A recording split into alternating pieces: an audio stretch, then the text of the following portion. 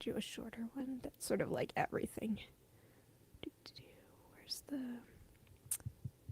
Oh, there's the chat function. Okay. Yeah. And we What's the look best to way be to send live. you a shorter one? You could do the chat or email. Oh, I both. see. Did you put it in the? Oh no. I didn't put it there yet. Yeah, here. Okay.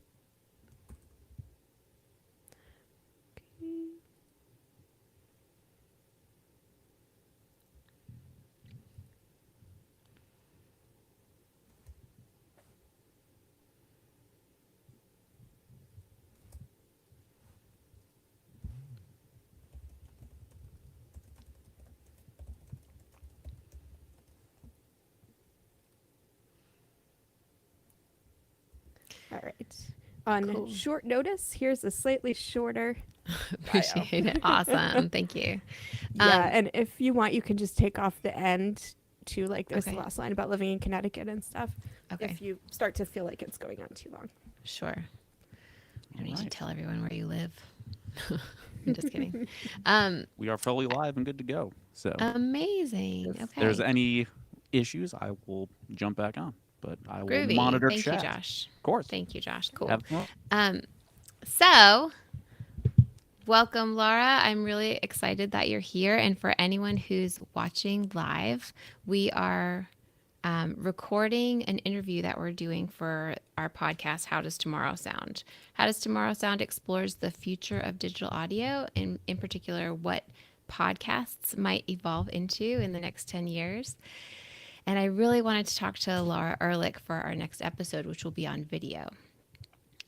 So Lara is a writer. She's an author. She's also a podcaster and a showrunner. Her work embraces and examines qualities that in women are often considered monstrous, like selfishness, desire, and ambition. These are things I can relate to. She's the author of Animal Wife, a collection of stories about women's transformations from girls into wives and from mothers into monsters. Also very close to home. Animal Wife won Red Hen Press's Fiction Award, which was judged by Anne Hood, and was published by the press in 2020. Lara is also the host of Writer Mother Monster. This is why we are having her on this show today. So, Writer Mother Monster is a conversation series devoted to dismantling the myth of having it all and offering writer moms solidarity, support, and advice. I found Writer Mother Monster in 2020, sort of in the fall, maybe in the depths of my despair, in terms of being a working writer mother. In the pandemic, my daughter was remote schooling, and this was the time when women were just falling out of the workforce like flies. And so it was a really, really nice respite for me to find that. So I want to just thank you, Laura, for making this project. Thank you. Thank you so much for your kind words and for having me. I'm excited. Thanks so much for being here. We're excited to have you. So I want to first talk about, I imagine that writing Animal Wife was a labor of love, and then also choosing to have a child was the same. Did those sort of coincide in terms of time for you? They did. Yeah.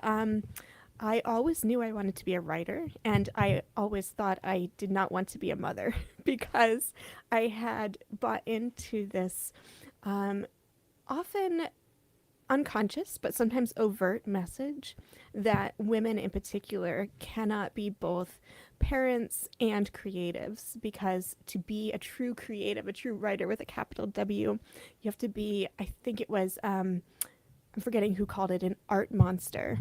Right? We have to be consumed by our art and dedicate our lives and all of our energy to our craft. And there's no room in that type of life for also parenting. And I had seen books written by women who had decided not to become mothers because they were writers. And I hadn't found the flip side of that story, the story of women who do both. So I this is sort of the origins of Writer Mother Monster, which we'll get to. But during the time that I came to terms with the fact that I could choose my own path and I could do both, although it would be very challenging, Mm-hmm. and that I actually did want to be a mother. This was a period during which I was writing some of the first stories in Animal Life, which I have here, and I'll Yeah. start with the cover because I think it speaks to that duality of wildness and domesticity. I love your For cover. any, It just like gives me a jolt thank every time you, I. thank you. I love it too. Red Hen Press does wonderful covers and great books, um, and so, as I was writing these stories, which were centered at the time in childhood and nostalgia, this was the period I was starting to think about motherhood, and my husband and I decided that we wanted to start trying for a family. My stories took a turn, and they became more centered on the experience of women who are likewise trying to figure out what they want out of life, struggling with ambition and family. And as I then became pregnant and had a child, the stories sort of looked even further ahead toward what might happen once those children are grown and women's Mm-hmm. identity that has been consumed in parenting Mm-hmm. has to again transform when the kids leave the house and then you're sort of back to yourself again. So it's really a book where I put on paper all of the biggest fears I had about motherhood. Yeah. It is a pretty dark book for that reason. Well, I loved it actually. I mean, I think there's something really important about seeing a lived experience reflected, and that's what I found in Animal Life. I am curious. So, did you have your had your child after the book was finished? I had her somewhere in the middle, I Mm-hmm. think. I Mm-hmm. probably had most of the stories drafted by the time she was born, but then a couple of them were written in the period after And she did was you born. find like when did you sort of have the sorry, I always put my elbows on the desk and it makes a loud noise. Did you have the inspiration, the light bulb moment of like, I need to seek out other mothers who are writers and talk to them about their experience because that was something you were struggling with personally? And when did that, like, put us in the scene of when that moment sort of happened for you? Sure. So way back in 2014, 2015, maybe even a little earlier was when I started writing Animal Wife. And it was a time when I was working, as I still do, full time Mm-hmm. in a very challenging career, commuting over an hour each way. And I was already finding that my time was very limited. And I was struggling to balance writing and the full time career and commuting and being a wife. Um, and adding in a child just seemed impossible. So it was at that time that I started reaching out to other Yeah. women I knew who were writers, professionals, and mothers, and just saying, how do you make this work? And most of them, if not all of them, said it's impossible. They just Yeah. said the balance is impossible. So do away with the concept of finding balance and just focus on what's important to you Mm-hmm. and prioritizing your, or what do I want to say? Someone had a great visual of a stovetop with four burners. They said you can only have space for four things on the stovetop, and two of them can be in the front burners, and two of them are always on the back burners. So you can't do Mm-hmm. them all at the same time, but you can move them around the stovetop. Yeah. Um, so I sort of took that and ran with it. And that was the beginning of my thinking about a conversation series, although at the time I didn't quite know how I would do it, when I would do it. But that was the spark. Yeah. So you reached out just to like sort of get the advice from people who are friends or peers or Hmm. mentors potentially, just to be like, Yeah. help me out.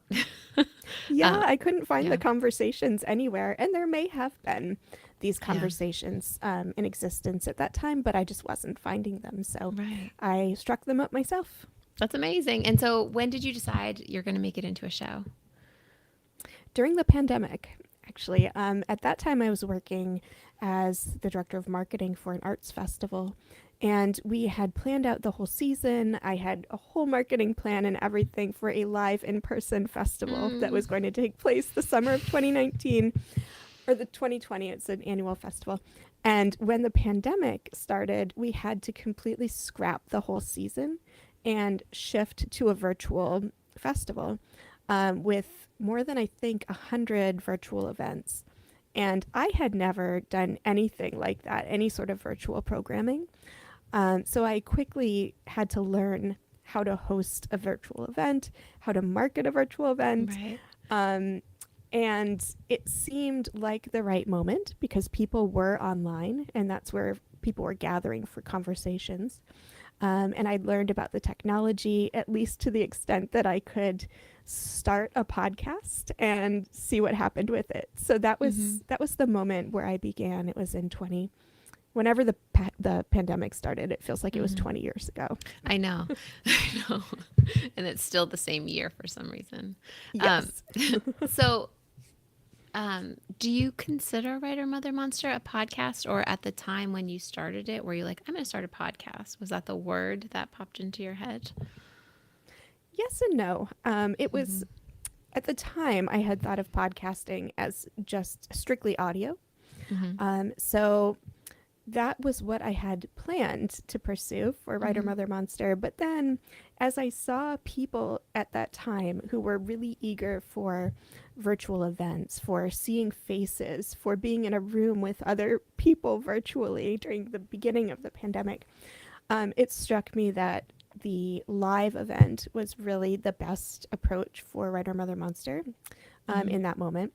And from there, I started recording and then adapting each episode for audio as a podcast. So I kind of think of it as a um, multi-dimensional Yeah. platform, maybe, where it's both live streamed event, an archived video on YouTube and on the website, and an audio podcast that's distributed through all of the platforms where listeners find their podcasts. Yeah, it's definitely a phenomenon. We could call it a phenomenon, right? It's There, I like like I that. call it a Yeah. show, but it's not only a show, right? It comes across. It's not a YouTube show. There's not one place to find it. You can find it in many places, hmm right? Yeah, the Um, idea really, I like to think of it as trying to build a community. So it's reaching people wherever they are and inspiring conversation, and there's social media component, but really it's the intention is to create a community of people who can, of women and women identifying folks who can talk about the challenges of raising children and writing mhm, wherever those conversations will happen. mhm. Did you so when you decided to go for the live streamed event, so first of all, one thing that's different with a live streamed event versus just incorporating video is that the live streamed event is an appointment for hmm people. Um, why is that something that you feel is important for like the community that you're trying to build? Yeah, so I think with a live event, there's a sense of urgency in a good way, right? Mm-hmm. Like you're sort of heightened because in that moment there's no way to edit. Mm-hmm. So it kind of it adds a little bit of energy, I think, to the conversation that in some cases could be lacking if it's just a recorded conversation that can then be edited and cleaned up and pushed out. Right. So really, we've had on the show people's children interrupt us. We've had a bird, like a pet bird, fly through the room, things like that. That I think in a traditional podcast you would probably edit out, but Right. feels really right for the theme of Writer Mother Monster. So that live element has been really fun and part of the show itself. Yeah. Yeah, that's great. I actually do feel a little bit tingly, like I'm flying by the seat of my pants, because I Yeah. usually conduct these conversations in the safety of like the back room and then push them out in a Yes. beautiful way. But I am enjoying this. This is good. No, but that's a great word. The safety, so you feel sort of more vulnerable Mm-hmm. when you're live, and that's Totally. exactly what I'm looking for with the podcast or the show or platform or whatever we want to call it. Is that sense of vulnerability and generosity where people are willing to just put themselves out there and be really raw. Yeah. Yeah. So we that's why sort of the appointment is important. What about video? Like, do you like, how do you feel that your community engages with the video element as opposed to the audio element? What does video offer to your viewers that maybe they're not going to get if they just are a podcast listener? Yeah, well, I like to see faces personally. I like expressions. Um, I think really close watchers of Writer Mother Monster will see that embarrassingly I tear up a lot because these conversations can be very uh, challenging and again in a Mm-hmm. good way sometimes. So seeing people's faces again, it's part of the vulnerability of sitting in front of an audience and talking as if you're speaking to listeners or Right. yeah. And I think there's something to be said also for strictly audio podcasts, but I like with Writer Mother Monster the vulnerability of seeing expressions and faces and emotional responses. Yeah. Did you find that people like your guests are really it's easy to sort of find them and get them to come on and do video? Or do you feel like some people might be hesitant to be live or might be hesitant to be like visible? You know, it has not come up, Yeah. surprisingly. I think I've now done maybe 70 episodes, and not one person has really expressed discomfort with it. And that might be because most of them are published writers who, at all stages Mm-hmm. of their career, by no means are they all New York Times bestseller writers, but Mm-hmm. I think given the last couple years, people are a lot more comfortable with virtual events where they've had book tours that are all virtual video, Zoom conversations. So I think Yeah. early on it was maybe a little more stressful, but people are just used to it at this point. Yeah. Do you feel that people, I guess there's the question in here about transparency, right? If you're Hmm. going live and you have to be more vulnerable, you have to be okay with messing up or saying the wrong thing or like Yep. sort of like finding yourself. I've actually seen this a few times in your show. Like people find themselves like about to say something really personal and then they just go ahead and say it anyway because they're already saying it. You know, you could Hmm. see that moment kind of happen on their face. Um, yeah, is that something that you think about as you're using this medium? Oh, absolutely. Yeah, and I talk to each guest in advance and ask them if there's anything they don't want to talk about, Right. so that I can stay clear of subjects uh, that are too raw for Right. people. I don't want to make anyone uncomfortable. It's not Right. gotcha journalism, Yeah. but I do want to go deep with people and get into specifics and their personal and dig further to find the core of what they're saying. So I will push a little bit. Um, Mm-hmm. but I let them know in advance that I'll be doing that. So there is that transparency. And I love the moment, just as you described, and I see it too, that moment where someone's not quite sure if they can say what they're going to say. And I try to remind them that this is a safe space. Mm-hmm. And, everyone listening is out there because they feel the same way Mm-hmm. and Mm-hmm. because they want that guidance or the advice or the experience of the guest. So Yeah. I found them to be very generous. Yeah. Yeah. It's Yeah. amazing. It's a really great show. Um, so we talked about the live stream. We talked about video. I guess I'm really impressed with how you have made something that is a little bit like channel or medium agnostic, right? It's more like heart first, story first, person first, and then people can kind of access it whenever and however they need to. And that feels really generous to an audience. So I'm cribbing from from your model, and I'm really Yeah. impressed by it.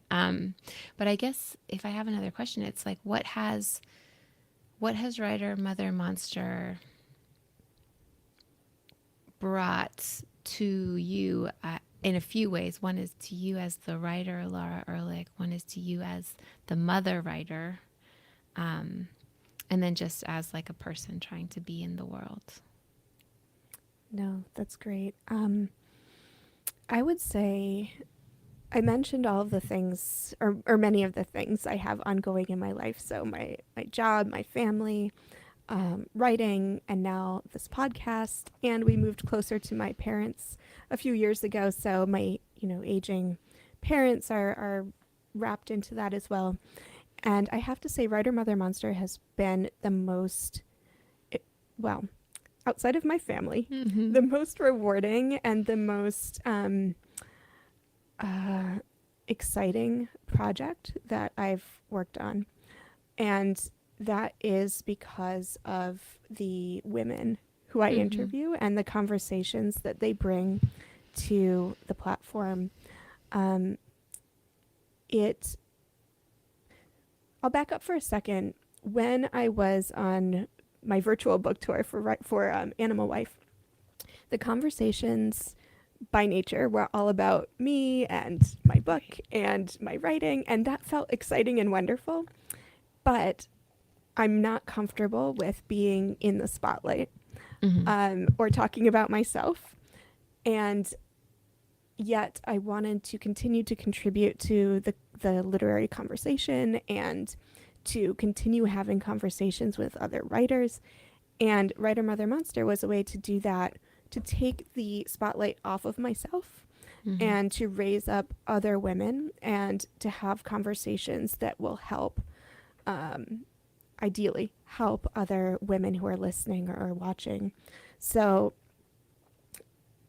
this is a roundabout way of saying that it has been incredibly rewarding to me as just a person and a writer to contribute to the literary community in this way and to find a niche that I can kind of fill and to find both to talk to women who are heroes of mine like Anne Hood, Mm-hmm. and just I'm sort of blanking on all the names. We've got Ramona Osabel, all of these wonderful writers. And then also to raise up women who haven't had much of a platform yet. So more beginning level women whose work is incredible and who have not had that sort of notoriety. So to provide a platform for them to share their work and their Mm-hmm. process has also been really wonderful. And then Mm-hmm. I'll just say I've learned a lot from the conversations, because the reason I started the podcast in the first place was because I wanted advice and support and solidarity. Right. And I've gotten that through these conversations, and that's just been truly wonderful. And I've put into practice a lot of the Tell us advice some of those from readers. things. Like, what are some of Yes, those yes, things? yes. Like, we need them. Yes. Oh, absolutely.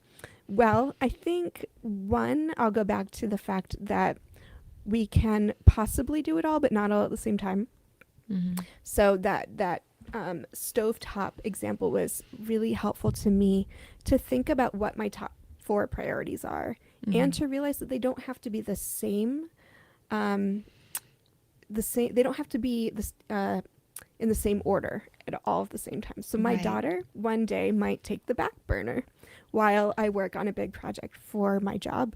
Mm-hmm. And then the next day my job might take a back burner while I need to finish a manuscript to go out on submission. So those pots can rotate on Yeah. the burners.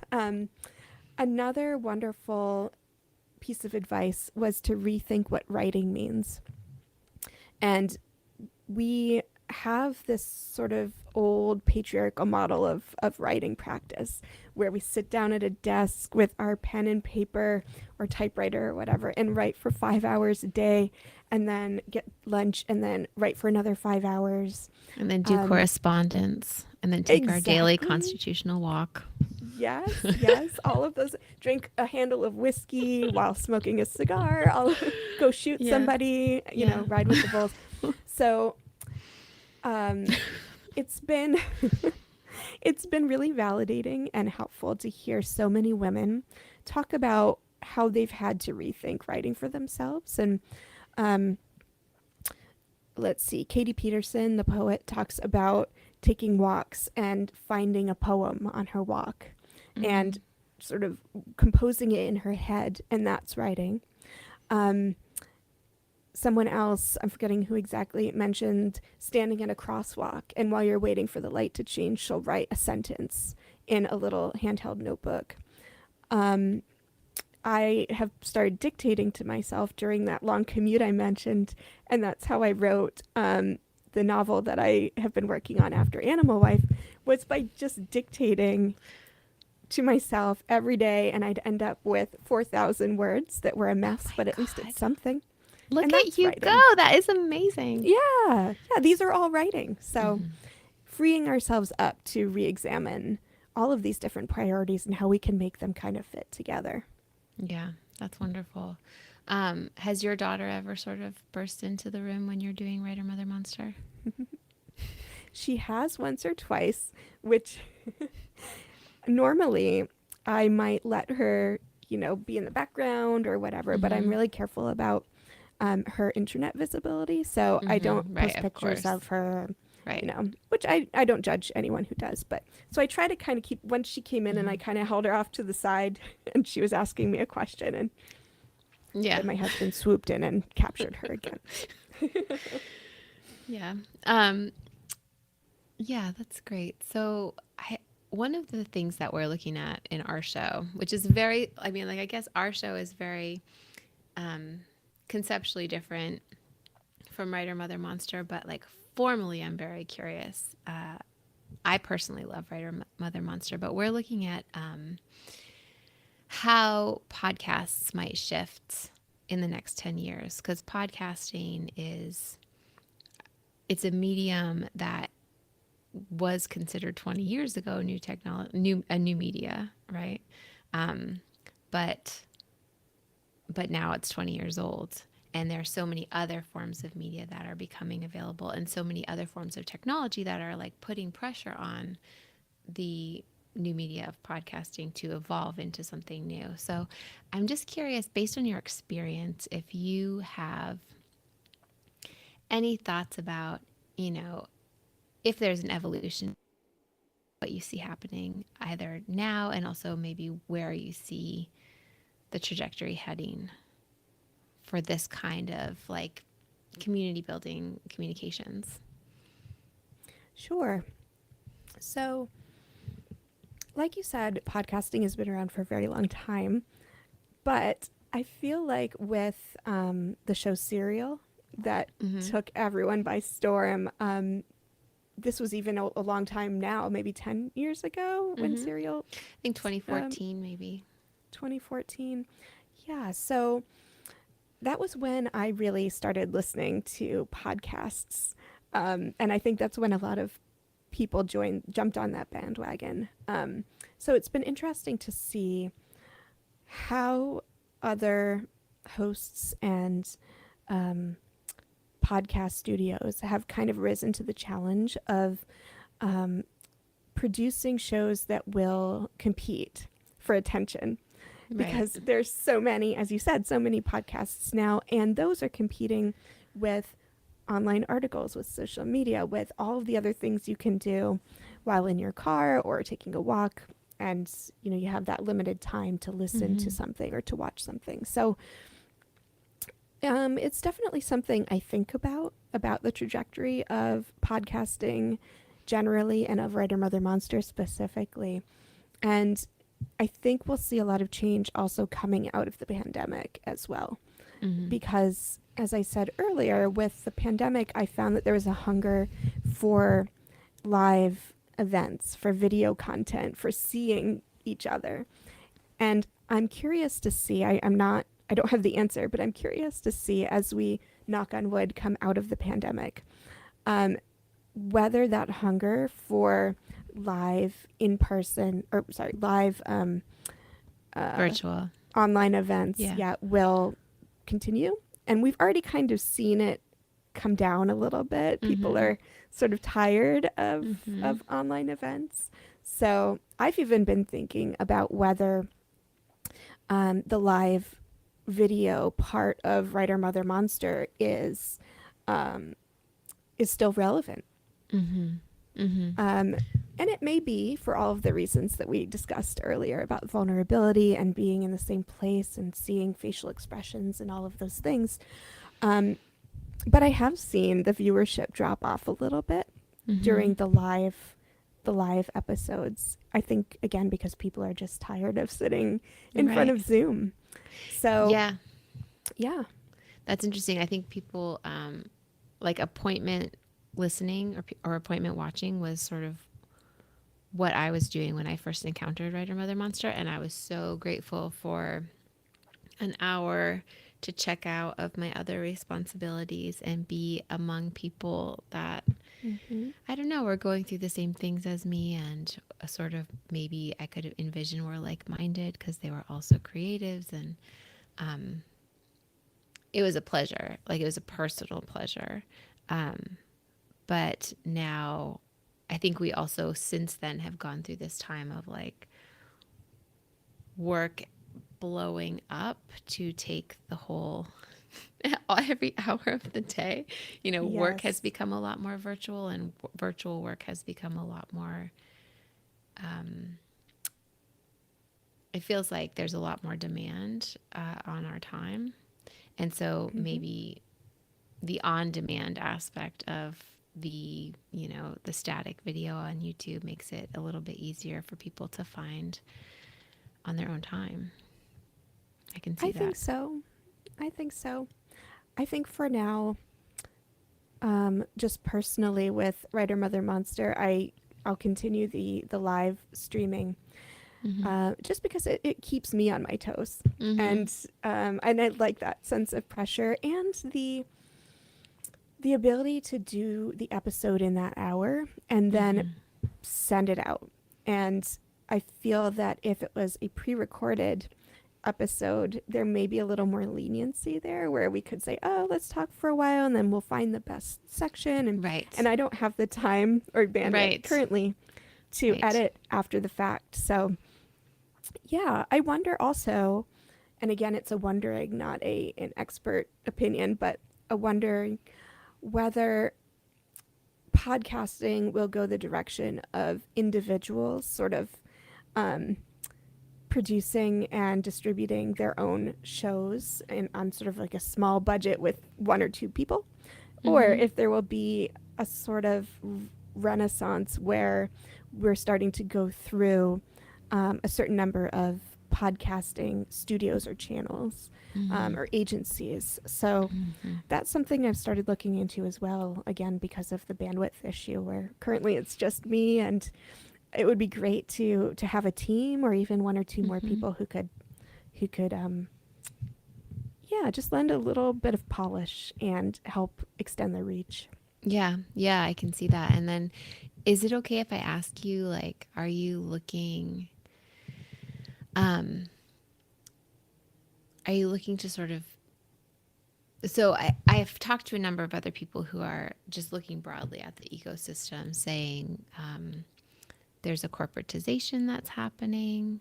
Um, and like some people sort of bemoan the loss of like that weird little one person show and Yeah. like the weird artfulness of that that experience, and they feel that podcasts ought to be that, and when they become more corporate there's maybe a loss of that, but certainly there is potentially an injection of cash in exchange for ad sales, probably, right? um, Hmm. and as somebody who's hosting one of these shows, you're thinking that could be useful for you to have some like money to pay an audio engineer, money to pay like a few support people to make the show Exactly. happen. Exactly. I think when it comes down to it, I've done, or I am sort of at my limit with what I can do. And for a while, I was transcribing every issue or every conversation and Mm-hmm. posting them on the website and hot linking so people could click and it would immediately quote on Twitter. And I was doing a lot of social advertising, and I just had to scale back as we got deeper into the pandemic, and as you said, as work became a lot more remote and started to fill that time that prior to that period people were using to like bake banana bread or start a podcast. And now I feel like we're back to kind of full throttle with work, and it's maybe even more time consuming than Mm-hmm. it was before the pandemic. So Mm-hmm. yeah, I think I am looking in that direction of, I wouldn't say corporatizing the podcast, but finding some support. And it would have to be the right fit. So if it Mm-hmm. were an advertiser, it would have to be something that um, fits within the brand and the spirit of the show. Mm-hmm. Um, and if there were sort of an umbrella company or agency, I would hope it would be, or it would have to be, sort of maybe a literary publication that wants to fold Writer Mother Monster into its content, Mm-hmm. something like that. Mm-hmm. I could see that. That would make sense. Yeah. You were mentioning about work sort of expanding, and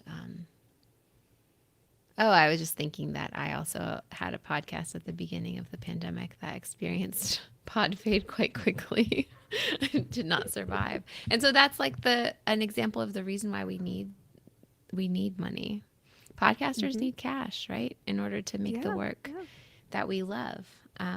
Yeah. It's creative work. And it's, Yeah. as we know in our country, creative work is not often sort of valued, or at least valued up front, Mm-hmm.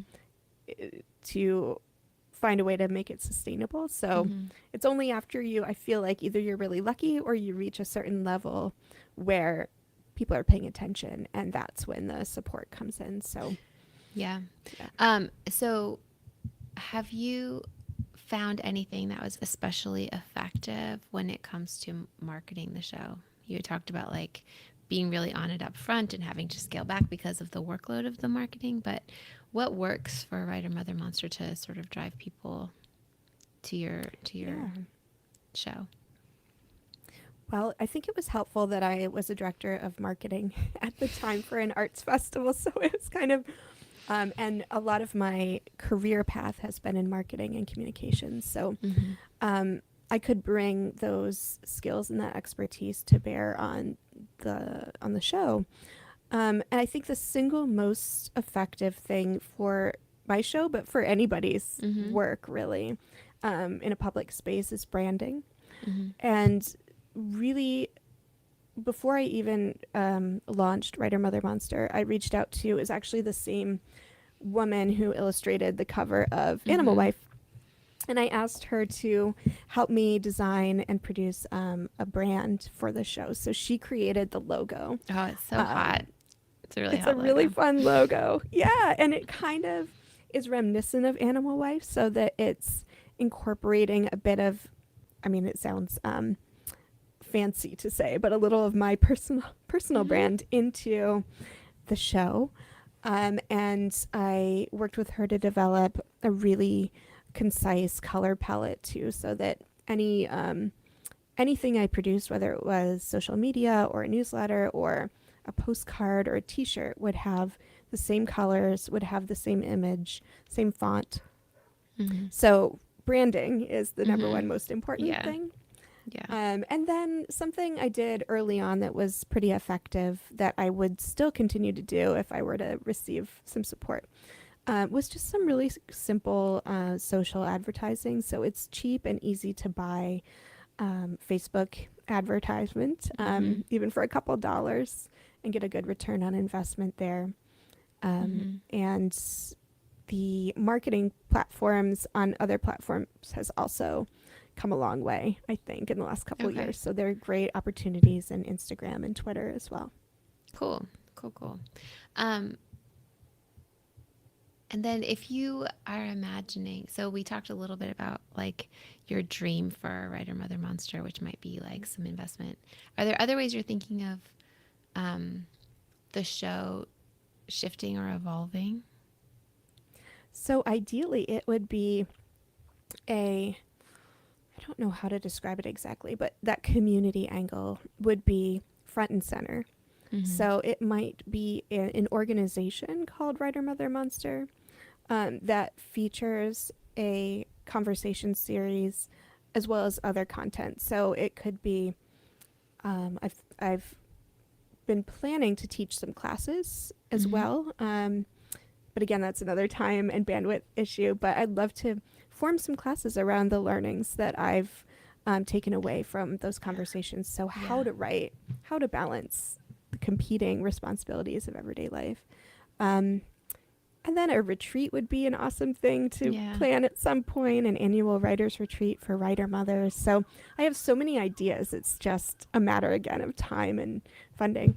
Yeah. Do you have listeners or viewers that are in communication with you about how they receive the show and also like how it impacts them or what they would love to see? Do you get feedback like that? Yes, I do. I get a lot of emails from people interested in appearing on the show, and I can't accept all of them, but I've definitely gotten a lot of guests that way. Just so if anyone's listening and you're a writer mother, send me an email, and I just, even if I don't have the space this year, it might be, further down the line. Yeah. So I get that kind of feedback, but I also hear from people who were touched by an episode or by a guest. There was one episode in particular, it was a special panel episode on miscarriage. Mm-hmm. So it was four women, I think it was four women, talking about their miscarriages and how that experience found its way into their work Mm-hmm. and into their parenting. All of them have since had children. So it was a very difficult episode emotionally, Mm-hmm. but really it felt vital and necessary. And I had a lot of women writing to say that that episode in particular was very meaningful to them. So that's another thing Yeah. I'd like to do, is to do more special topic episodes. And that's probably the way that I'd like to trend a little bit more, is Mm-hmm. to put more women in conversation with each other around topics that are really pressing. I've been planning one for a long time on abortion. Mm-hmm. So, but that again takes so much planning to get 3 or 4 people, get their schedules aligned, do Right. the research on their work, and then Right. facilitate that conversation. Right. I think that would be fascinating. I think I'll go back and find the miscarriage episode because that, um, that speaks to me. And also, like when you say it informs their parenting, I just think that's something I'm trying to recover from still. Not to sort of like bring Yeah. this to too heavy a place, but I know No. that's where you go in your show. hmm And yeah, just trying to sort of like repair the anxiety that I parent with hmm in order to do a good job, which is like yeah, of course. the impossible job, right? Right. And I mean, what more pressing conversation about the important things in life Right. be than a conversation about life and death all wrapped together, and hope and I know. ambition and desire. I'm so Yeah, happy so- that you're here and that you do this and that I'm actually talking to you, because I do feel like sometimes as a woman who writes about all of these things, it can sometimes feel like gosh, how do I say this? Like that like honking like Charlie Brown grown-ups. Like just wah, wah, wah, Yeah. wah, wah. Like nobody listens. Nobody, like it's not Yeah. something that people who haven't had that experience um, often treat as like formative or life-changing or like urgent or really Hmm. relevant. You know, it feels sort of like, oh, women's stuff, you know? Yep. Yep. That's Heard it. exactly. Like heard it before. Everyone's had a baby. Yeah. Like all of humanity is about like just reproducing. So that's just like the oldest story in the world, you know? Yeah.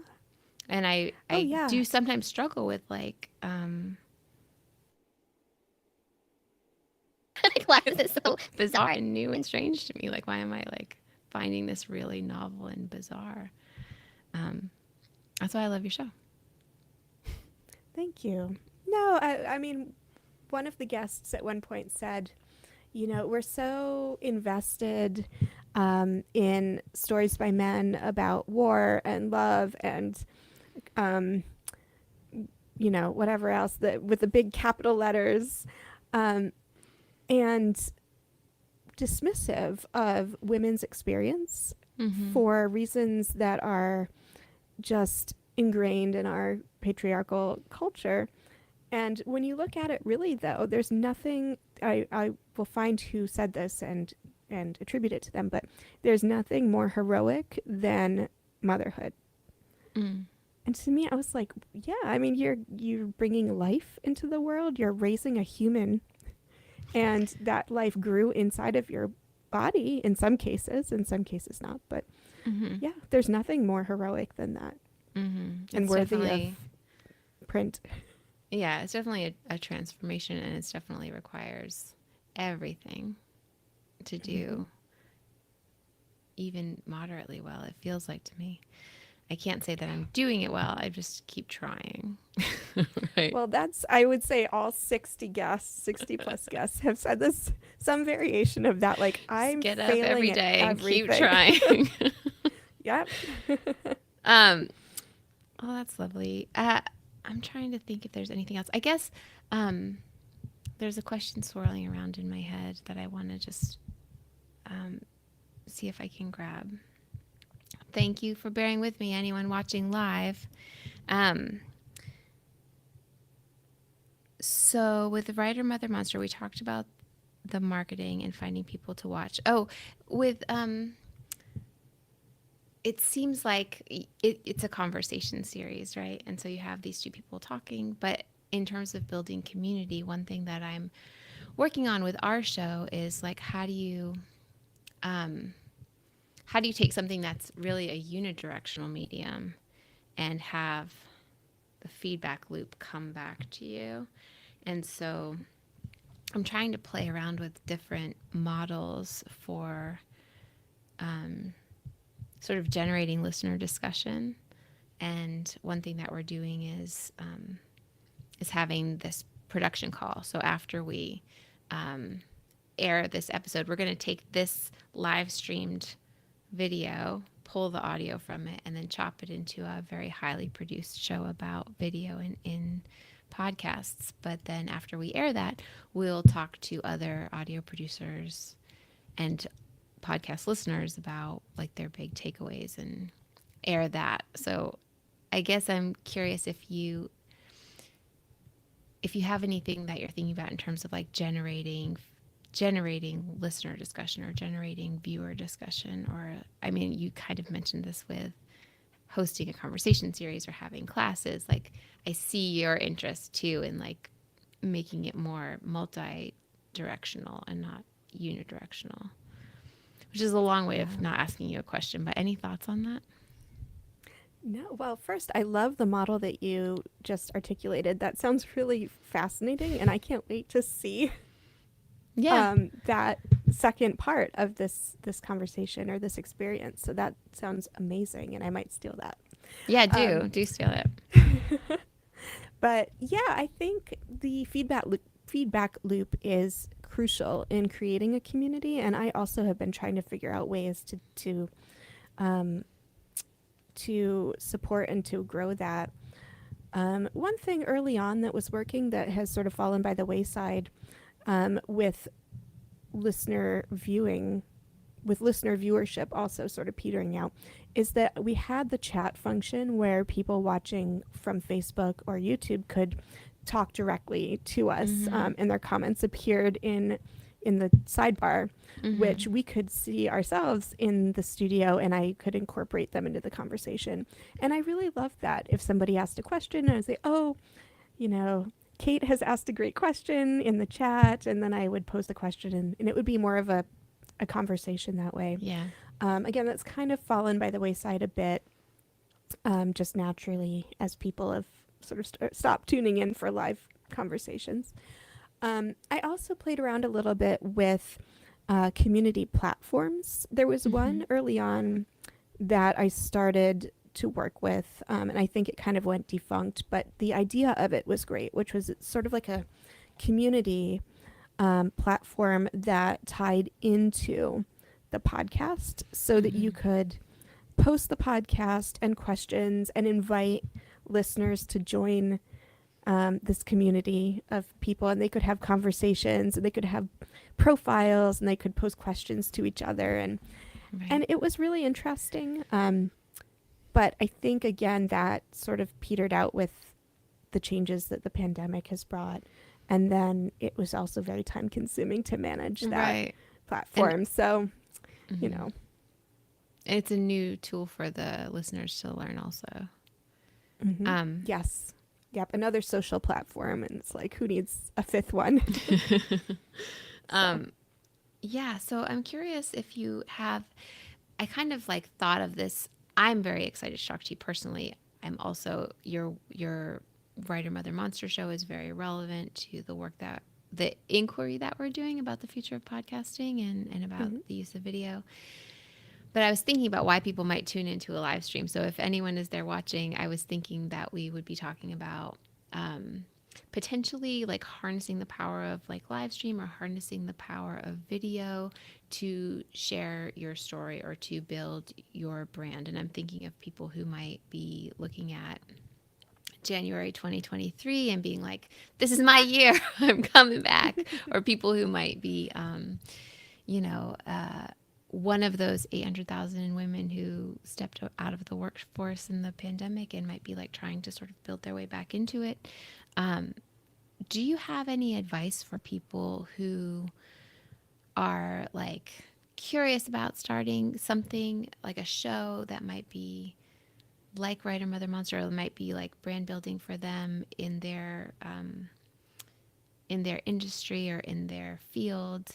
Any thoughts, like if you were doing it over again, what would you tell yourself? Or if you're thinking about people out there who might be starting something, any advice for them? Yeah, I think the first piece of advice is just to do it, Mm-hmm. which sounds like an easy thing to say, but I'm probably like a lot of listeners out there. I'm a perfectionist, and I mentioned I had this idea like 10 years ago, and I didn't start the podcast until only a few years ago because I felt I had to do it perfectly. I had to rent a studio Mm-hmm. and high-tech equipment and fly people in for conversations, and Mm-hmm. it was overwhelming. Um, and the good thing about again that shift with the festival, where suddenly we had to do everything virtually, was that we just kind of had to figure out how to do it really quickly and get something out there. And people at the beginning of the pandemic were really, again, eager for content and um, not judgmental if there was a Mm-hmm. glitch or Mm-hmm. someone needed to take a second to figure out how to say something.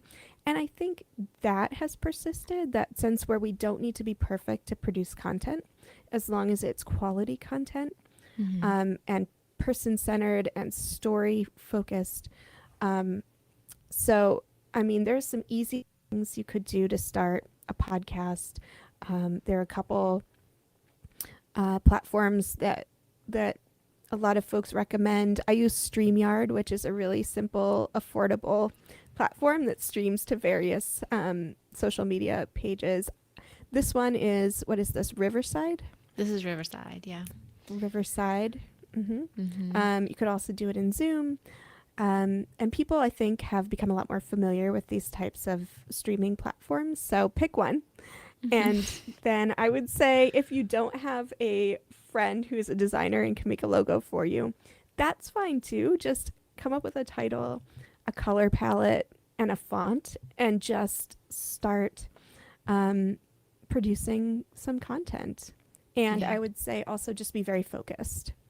I think like your show has a really focused theme and you have points, although we've had a conversation that's ranged, Yeah. that's been very wide ranging. Yeah. It's a really focused concept. Yeah. So start with a focused concept and just try it out and experiment. And do you, how often do you publish work to Writer Mother For Writer Monster? Mother Monster. Mm-hmm. For a while it was weekly. Mm-hmm. And I've sort of trying to shift to bi-weekly because again, weekly is just so much. Mm-hmm. So every other week. Nice. Okay. That's great. And do you feel that like consistency is important in terms of finding listeners or viewers? Yes. Yep. For the first 2 years, it was every Thursday at 6:00 Eastern. Mm-hmm. And now I'm shifting to Tuesdays because my work schedule has changed. So Yeah. I would advise generally that people sort of stick with a schedule, a certain Yeah. day that listeners or viewers know to expect content. Mm-hmm. And then just dive in. I mean, I feel like that Yeah. perfectionism comment that speaks to me too. I was trying to Mhm. do an Instagram live this morning and I probably spent 45 minutes just like not pressing the button for going live because I Mhm. was like, I don't know. Ah, you know, I people are mean, going to that's the see good me. thing about this world we're in right now, though, is that there is so much content, and a lot of it isn't great. Um, so if you have something important to say and to talk about, and you can do it with some iota of professionalism, I think that already sets you apart. Mm. I We also don't think all that need to be serial. we can't all be serial. No. I think there's also something new that's happening, and I'd love your thoughts on this, which is that people want, or viewers might want vulnerability and transparency more than they want something really glossy and professional. Yeah. Our show aims at sort of the more glossy stuff, but we're pushing against that too. So we're a little bit in this bifurcated space. Do you have any thoughts about that? Yeah, I think you're absolutely right. And I think that there's room for both for the Mm-hmm. really professional studio produced podcast and for the sort of one woman show Yeah. where, I mean, you know this, but I'll share it with your listeners. I wasn't even holding my microphone the right way for 2 years. And it took your sound expert to tell me, oh, you need to turn it sideways. I was like, ooh, that's great. But so I think, again, keeping your mission central to your work helps guide how professional you need to be, or how polished, I will say, you need to be. And my goal is to, again, build community and have raw conversations. And that doesn't Yeah. lend itself to really polished studio content. That is Right. more sort of, a writer sitting at their kitchen table and maybe their internet connection isn't great because there's a storm coming, but, they're going to have this conversation. So, Right. and that's okay. That is actually called for in some cases. And people, I think you're right, are sort of hungry for that transparency. Yeah, I think that is called for, and you capture something that's like I'm going to say the biopsy of a human life, but it feels like that's a line about short stories and what those are meant to be. But you capture something that's really alive in the moment that you're doing it, which is really special. I'm so glad you jumped on with me today. Are there any Thank questions, you for or having me. is there anything that that I haven't asked about that you think is important, or anything that just anything that I haven't asked you, or that you thought like, oh, we'll definitely have to cover this, but we didn't? No, but I think I'll just underscore something you said early on that really struck me, which is that uh, Writer Mother Monster is story and person centric. Mhm. But I think, at least for me, a lot of the podcasts I love and that resonate most with me, and I think with a lot of listeners and viewers, are stories and are centered on people. And to go back again to Serial, I think that's why it captured the nation, was because Yeah. that was a story about a really compelling person, and a relationship between that person and all of the sort of network of other people involved in that case.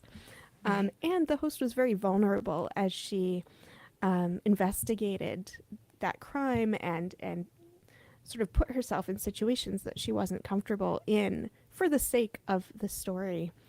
So I think not all podcasts or video series have to be stories or have to be about people, Mm-hmm. but those are the ones I think that kind of rise above, are the ones that keep that central. Just the Mm-hmm. humanity is The central. humanity, the life and death of it. Yeah. And what are you working on now? May I ask you what you're working on now? Sure. Yeah. So a whole bunch of things. I just started a new job 3 months ago. So I'm, Congratulations. oh boy, thank you. But it's like that really challenging part at the beginning where you're figuring out how to work with people and what your job entails and all of that stuff. Mm-hmm. So Right. there's that piece. And then moving forward with Writer Mother Monster, we have an episode tomorrow night. And then I have a book that's going out on submission this week, actually, Exciting. which is exciting and Exciting and terrifying. scary. Good luck. Good luck. Go Exciting, get 'em. scary. And then I'm working on the next book. So, Oh, and then my beautiful. daughter is 6 and just lost her first tooth and like has all of her sort of milestones she's dealing with. So it's a full life. It's beautiful. That sounds wonderful. Yeah. And good luck so much on submission. And if you Thank guys are you. listening at home, she's got an episode of Writer Mother Monster coming out on Thursday. Yeah, it'll be, well, the show will stream tomorrow night. Stream So tomorrow night. January Okay. 10th at Cool. 6 p.m. Eastern. Yeah. Groovy. Thank you so much, Lara. It Yeah. was such a pleasure to talk Thank to you. you. I learned so Oh, it much, was my and pleasure. I wish you all the best. Thank you. It's been Thanks. my pleasure. Take care. You too. Bye.